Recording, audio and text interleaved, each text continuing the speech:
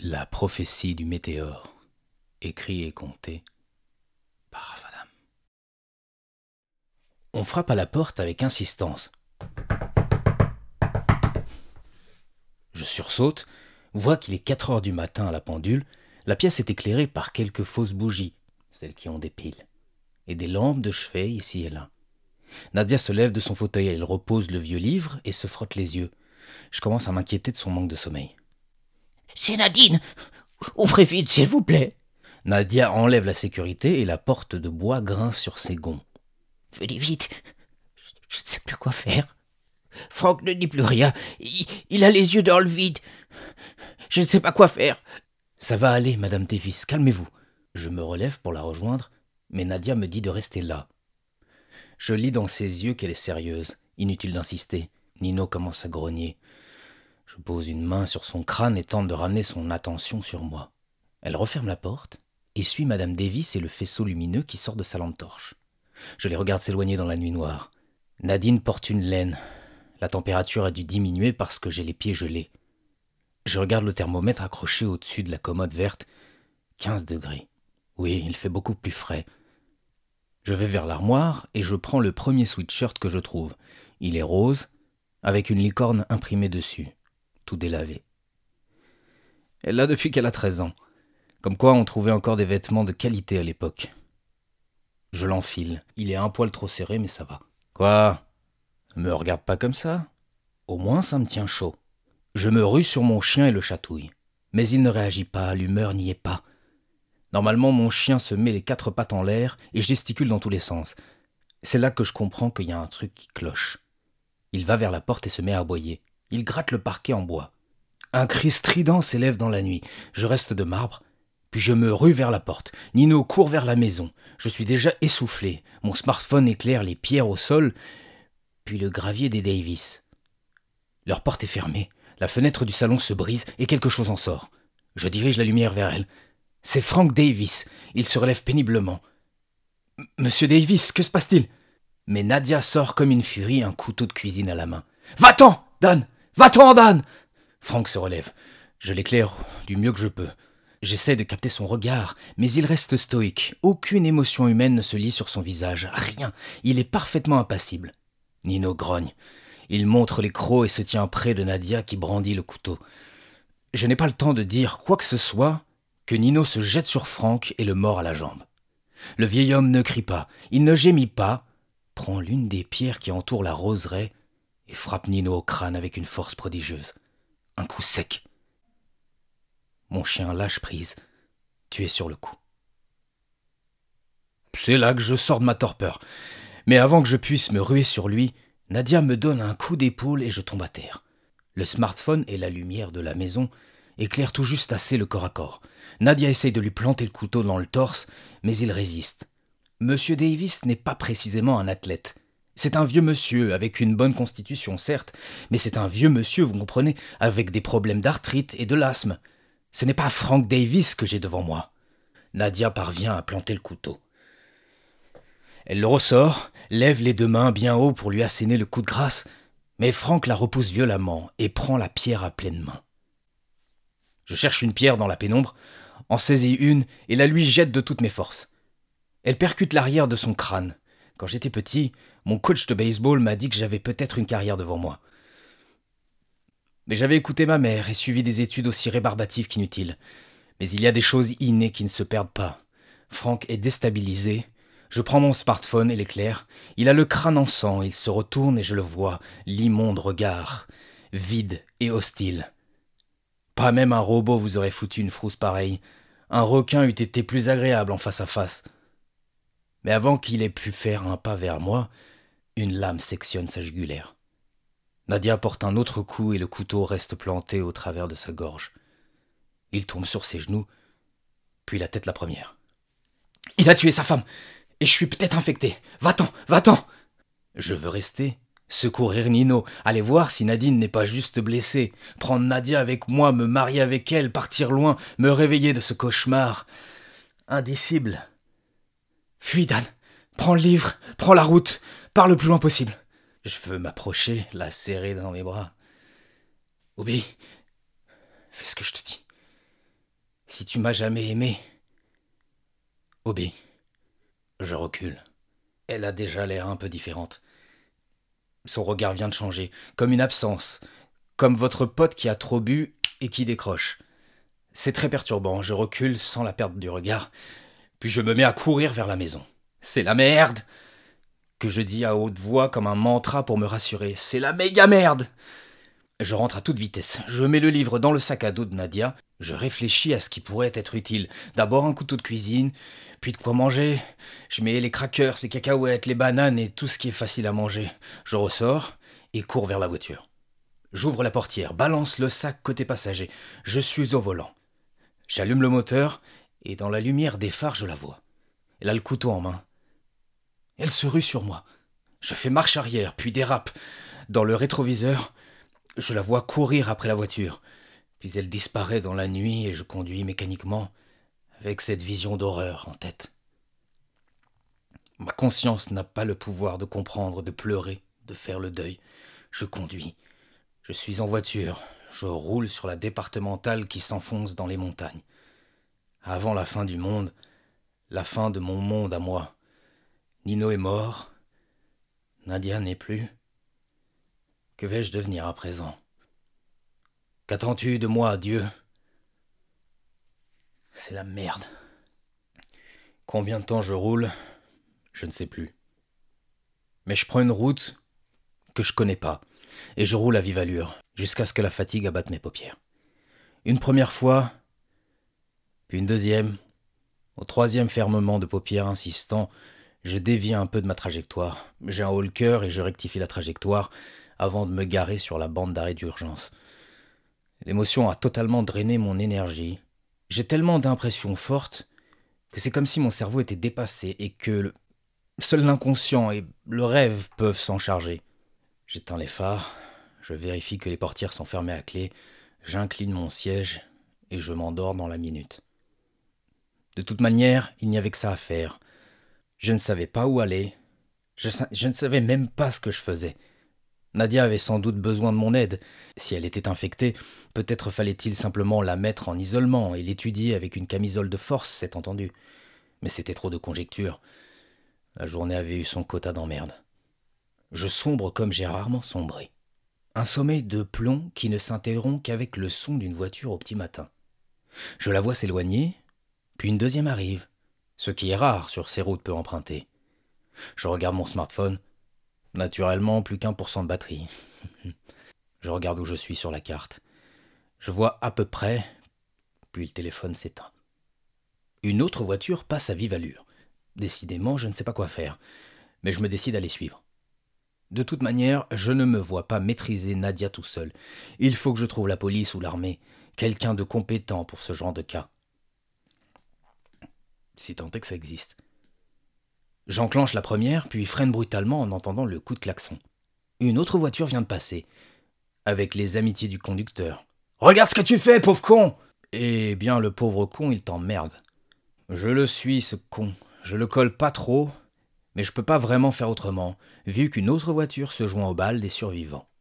Elle me colle pour le coup. 10 ou 15 minutes plus loin, nous sommes obligés de ralentir. Puis la file est totalement à l'arrêt. Mécaniquement, je vérifie que les portes sont verrouillées et je jette des regards inquiets en direction de la forêt. Je m'attends à voir surgir un endiablé, peut-être Nadia, qui sait.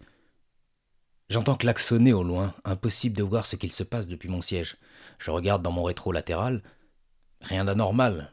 Je regarde dans le rétro central. La conductrice, une dame en pleine ménopause, a l'air particulièrement nerveuse. Elle a les bras tendus sur son volant. Elle a un vif échange avec ce que je suppose être son conjoint. Un moustachu qui s'essuie le front avec un mouchoir à carreaux. Je ne sais pas pourquoi, mais leur stress me répugne. Ça me donne le courage de sortir. Je mets le frein à main et je laisse tourner le moteur. Je laisse la portière ouverte, je regarde derrière et je longe les voitures. Je sens les regards hagards et même scandalisés de ceux qui sont restés dans leurs habitacles. C'est bête, mais à ce moment-là, je me suis dit que l'industrie automobile dans son ensemble avait périclité niveau design. Vraiment, quitte à mourir ici en cet instant, j'ai aimé ne pas voir une Toyota Corolla pour dernière vision. Non, franchement, aucun goût. Et encore, la Toyota Corolla, C'est pas trop mal. Je m'écarte de la route tout en scrutant l'orée du bois. Je regarde aussi loin que porte ma vue et je devine un barrage avec un camion militaire. Un homme en treillis portant un masque et armé d'un fusil d'assaut s'adresse à un conducteur. Je suis rassuré de voir un militaire. J'ai envie de lui demander de l'aide. Je m'avance timidement. Sur ma droite, un homme au volant me regarde avec des grands yeux ronds. Je continue à avancer. On peut encore bien s'adresser directement à un représentant de l'autorité. Mais je ne fais pas 10 pas de plus qu'une déflagration sourde retentit. Je reste transi. Le silence semble gagner toute la route. Je regarde devant, rien. Je me retourne et je vois une femme sortir tranquillement de sa voiture côté passager à une centaine de mètres. Je sens tout de suite que ça cloche. Sa démarche est trop mécanique. Un type sort à son tour, côté conducteur cette fois. Il est pris de panique. Elle se retourne et tire. La balle atterrit dans son crâne et c'est la panique. J'entends une femme crier. Je ne perds pas le tireur, la tireuse de vue. Elle s'avance dans ma direction et tire à nouveau, cette fois dans la vitre. Un conducteur appuie sur l'accélérateur et vient s'encastrer dans le véhicule de devant. Je jette un coup d'œil derrière moi. Le militaire s'approche et me prend en joue. Je lève les mains en l'air par réflexe. « Ne tirez pas !» que je parviens à dire. Et là, je ressens une brûlure comme j'en ai jamais eu. Une balle vient de m'arracher un bout d'oreille. Par réflexe, je me jette au sol. Et dans la suite des voitures arrêtées, je devine les talons de celle qui m'a tiré dessus. Il y a un mouvement de panique. Des conducteurs sortent ici et là pour se réfugier dans les bois. Je vois une femme tomber au sol, abattue d'une balle dans le dos. Je rampe jusqu'au fossé. Les militaires progressent d'une voiture à l'autre, difficile d'abattre le tireur de là où ils sont. La douleur est maintenant si vive que je pousse un râle. Un sang chaud coule le long de mon cou et imbibe mon sweatshirt rose et sa licorne. J'entends un nouveau tir, plus proche cette fois. Ça me réveille. Je me lève, la voix à 10 ou 15 mètres de moi. Dans l'un des pare-brises, un impact de balle et du sang tout autour. Je ne vois même pas la tête du passager tellement il y a du sang. Elle pointe son arme sur moi. Son visage semble mort, comme inanimé. Ses yeux ne disent rien. Là, c'est l'instinct de survie qui prend le dessus. Je me baisse et cours le long des voitures en direction des militaires. Puis je vire à droite, passe entre deux véhicules et enjambe la rambarde. La pente est abrupte et jonchée d'épines de sapin. Je glisse sur quelques mètres, tombe sur les fesses et me cogne l'épaule contre un tronc. J'ai encore l'hématome à l'heure où j'écris ces mots. J'entends des tirs au loin. Cette fois, ce sont les rafales des militaires. Mais je ne reviens pas sur mes pas. La peur me pousse le long de ce terrain accidenté et hostile. Entre les sapins, je me sens en sécurité, ou du moins plus en sécurité. J'essaie de presser mon oreille en lambeaux, mais j'ai besoin des deux mains pour m'agripper aux branches et au tronc. Je sens que mon niveau d'adrénaline est tellement fort que je pourrais franchir n'importe quel obstacle. La pente se fait plus douce et la forêt plus dense. Je réalise soudain que je n'ai aucune affaire sur moi. Le sac est resté dans la voiture, tout comme le livre de la prophétie. Oh, quelle importance! Je ne parle pas le grec ancien.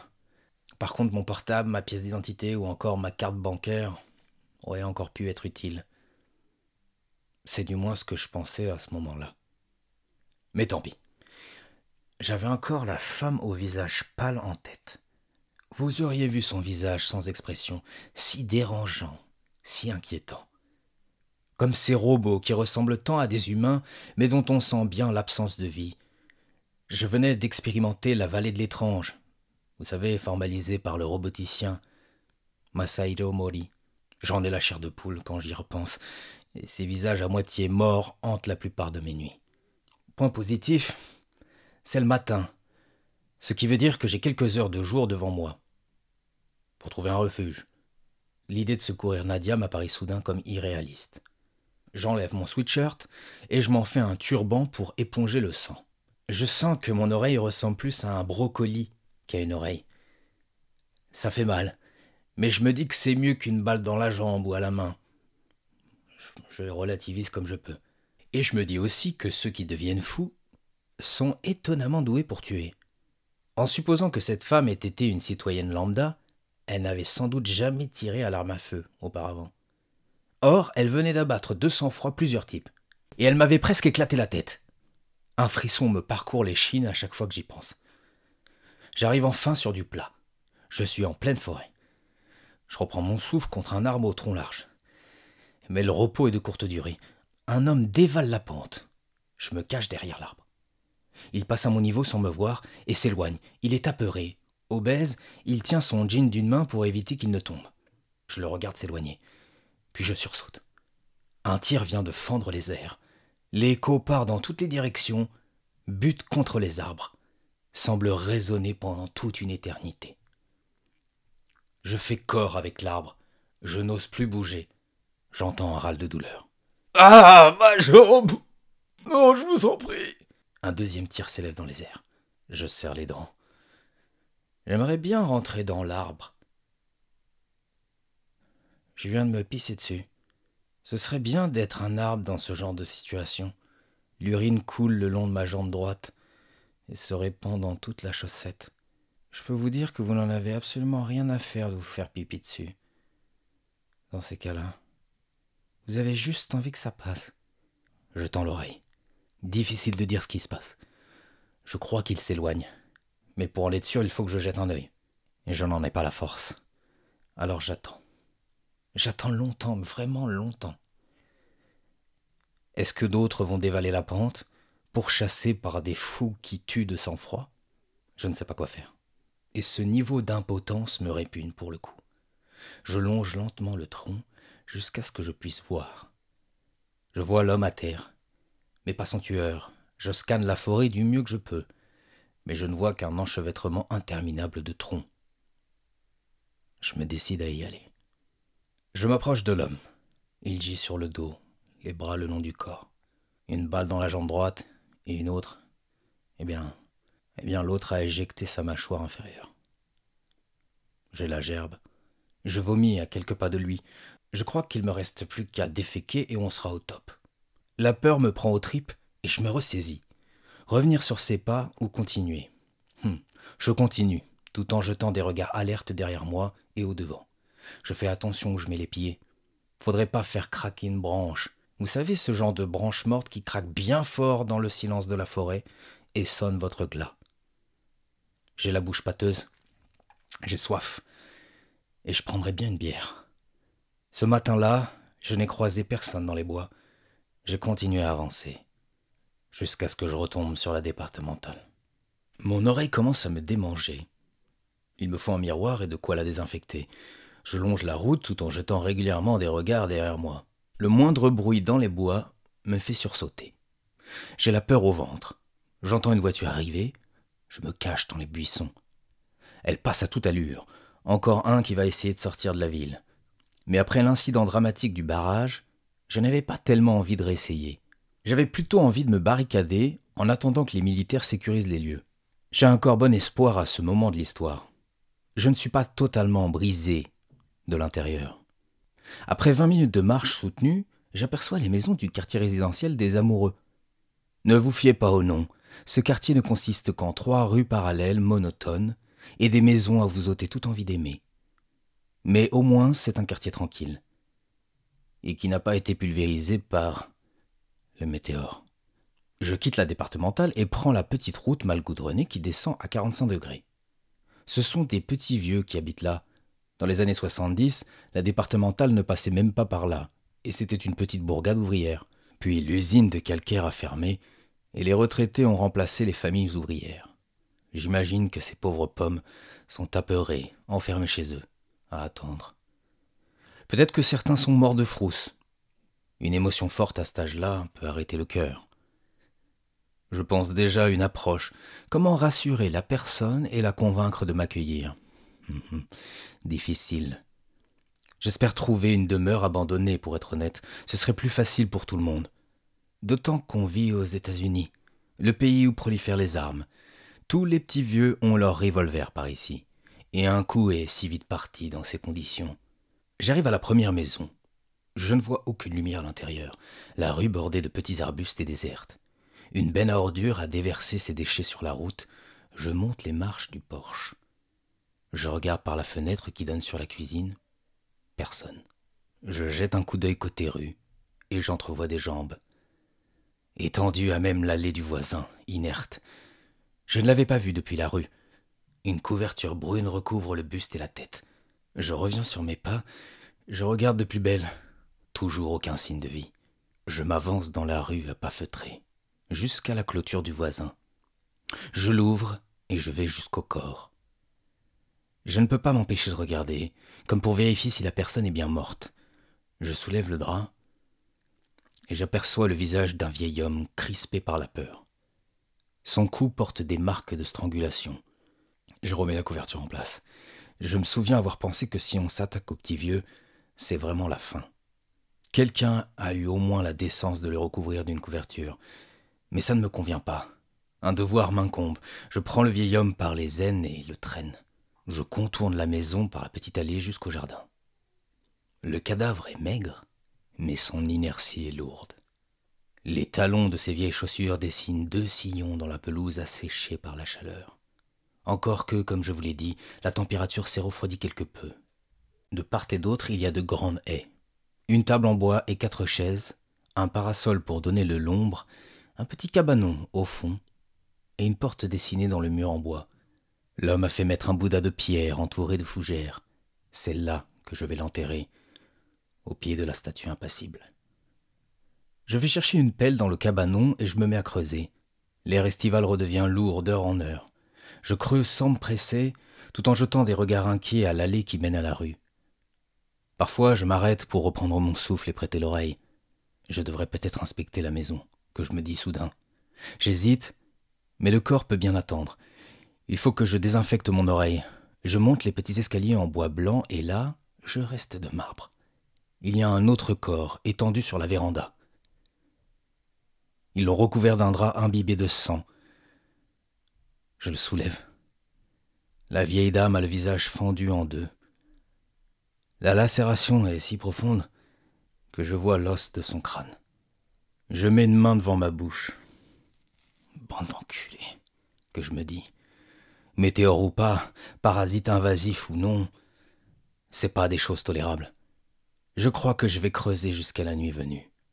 Si je m'installe chez les petits vieux, c'est le moins que je puisse faire. Je me relève, vacille un peu, mais j'inspire profondément. Et j'expire avec force. La respiration consciente m'aide à reprendre le contrôle. Je tire à moi la porte moustiquaire et j'ouvre la porte de bois. Elle grince légèrement. À l'intérieur, l'air est lourd. Sur ma droite, un escalier qui mène aux chambres. Sur ma gauche, une petite commode. On y voit une photo avec les vieux sourires. Marie et James. Noces d'or. 50 ans de mariage. C'est sacrément beau. Je vais les enterrer ensemble dans le jardin. Pas même la mort peut les séparer, ces deux-là. Je repense à Nadia, mais je me ressaisis. Il faut rester concentré. J'avance dans la salle à vivre. Une cuisine ouverte donne sur un canapé en L et une grande télé. Elle est allumée, mais il n'y a aucun signal. Je sursaute en voyant une touffe de cheveux dépassée du canapé. Je le contourne avec appréhension et je ne peux soutenir le regard. Oh putain, ça m'échappe. Oh putain. Je répète ça peut-être 3 ou 4 fois, les bras appuyés sur la chaise haute de la cuisine. Il y a là un enfant, le menton sur son torse, les yeux ouverts, les mains tournées vers le ciel, la gorge tranchée. Je relève la tête, mes yeux humides se posent sur une photo aimantée au frigo. On y voit les grands-parents et l'enfant, leur petit-fils. Ils sont allés à la pêche ce jour-là. Mon cœur s'emballe. Et s'il y avait d'autres corps à l'étage ou au sous-sol? Je me retourne en évitant de le regarder. Je m'en occuperai plus tard. Je suis parrain d'une fillette de 9 ans. Elle vit heureusement loin d'ici. Je monte les escaliers en agrippant bien la rambarde. Je me sens mal. Les nausées reprennent. J'ai les tripes retournées. À l'étage, je ne trouve personne, ni vivant ni mort. Devant le miroir de la salle de bain, je retire mon turban licorne. Le sang coagulé forme une croûte dégueulasse. Je tourne un peu la tête et je tourne un peu de l'œil. Je m'appuie au lavabo. Mon oreille n'est plus qu'un lambeau de peau. Je ne sais même pas comment régler ça. Soudain, une émotion jusque-là discrète prend le dessus. C'est le ras-le-bol. J'ouvre les tiroirs à la recherche de compresses de gaz et d'alcool à 90 degrés. Bien sûr, je trouve tout ce que je veux. Les grands-parents sont toujours bien équipés. Je n'y vais pas par 4 chemins. Je mets une petite serviette dans ma bouche et j'asperge mon oreille d'alcool. Je sue du front, je hurle, ça brûle tellement que mon corps peine à ressentir la douleur. Mais ça a le don de m'énerver encore plus. Pris de rage, je continue d'asperger l'oreille. Un bout d'oreille pendouille. Dans mon cou rouge, je l'arrache et hurle dans la serviette. J'asperge de nouveau et je vide toute la bouteille. Magie du cerveau, je pense à ce peintre qui s'est coupé l'oreille.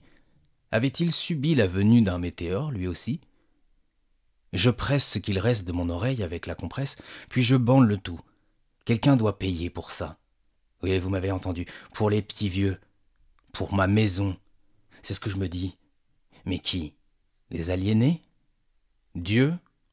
Je me laisse tomber lourdement sur la chaise. La rage retombe. Les forces me quittent. Je sens que j'ai besoin de dormir. Alors je vais jusqu'à la chambre à coucher au fond du couloir.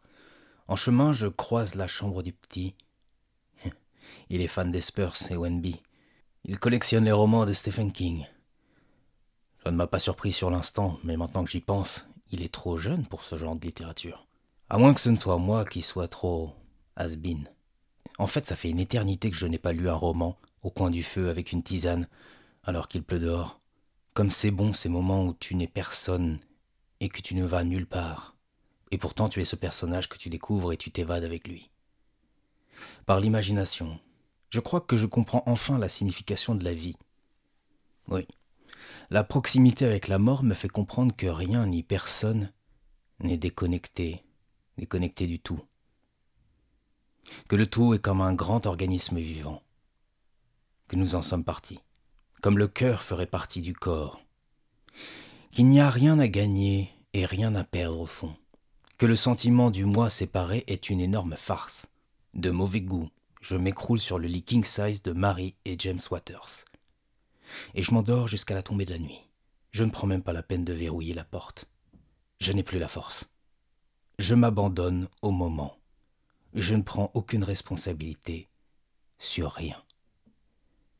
Pas même sur ma propre survie. Et je peux vous dire que c'est reposant et jouissif. C'est un bruit dans la rue qui me réveille. Une voiture dérape, j'entends des tirs. Puis je comprends que la voiture vient de s'encastrer. Je bondis hors du lit. Il fait tout noir, je n'ose pas allumer et je marche dans le noir jusqu'à la fenêtre qui donne sur la rue. Les lampadaires ne fonctionnent pas bien. Je ne vois que les phares d'une voiture. Elle a enfoncé une clôture pour finir contre la façade d'une maison. Elle prend feu. J'entends des coups de feu, mais je ne vois personne. J'ouvre la fenêtre pour passer la tête. Ça vient de la droite. Au loin, je devine du mouvement. Un tir fend de nouveau les ténèbres, suivi par un cri d'agonie. Dans le flash de lumière du tir, j'ai entrevu le tireur de dos. Il vient d'abattre une femme qui tentait de fuir. Il tire à nouveau, plus proche. Je reste là, à scruter les ténèbres, mais le feu de la voiture n'éclaire pas assez. Les lampadaires non plus. J'attends le cœur haletant, et là, elle apparaît, la silhouette de l'assassin. Je me baisse un peu. Les deux mains sur l'embrasure, je ne laisse dépasser que mes yeux. Il a une démarche mécanique, rythmée et calme. Je le vois passer devant les Waters. Il remonte la rue. Je le suis du regard et le vois disparaître dans la nuit. Il me faut une arme. À tout prix. Me voilà en haut des marches en bois qui mènent au sous-sol. Je sens le froid humide émaner de l'obscurité. Je ne sais pas pourquoi, mais je pense à ça de Stephen King. C'est seulement mon système nerveux qui est à fleur de peau. Je pousse l'interrupteur, je descends et fais grincer le bois. Je m'accroupis pour jeter un furtif regard à la salle. Rien d'anormal. Une table en bois avec des outils. Apparemment, M. Waters était manuel. À moins que ce ne soit Madame Waters, allez savoir. Il y a aussi un coin lecture. En bas, il fait frais et j'imagine que c'est agréable d'y venir quand les températures dépassent les 30 degrés. Je fouille un peu partout et je finis par trouver un revolver avec sa boîte de munitions dans le tiroir d'une commode. L'arme n'a pas servi, elle me semble neuve. J'inspecte le barillet et j'insère les cartouches dans les chambres. J'aime bien le bruit que ça fait. Soudain, je me sens moins vulnérable. Même si ça fait des années que je n'ai pas tiré, c'est mon père qui m'a appris. Je n'étais pas mauvais, mais c'était sur des cibles en papier. Là, c'est tout autre chose. Je remonte pour enterrer les vieux et l'enfant. Le jardin est éclairé par les lampes de la véranda. Ça me prend un temps fou, mais peu importe. Je ne peux pas me barricader sans leur offrir une sépulture. Alors je creuse et redouble d'efforts. Je suis pris d'une énergie soudaine, un mélange de devoir moral et de colère.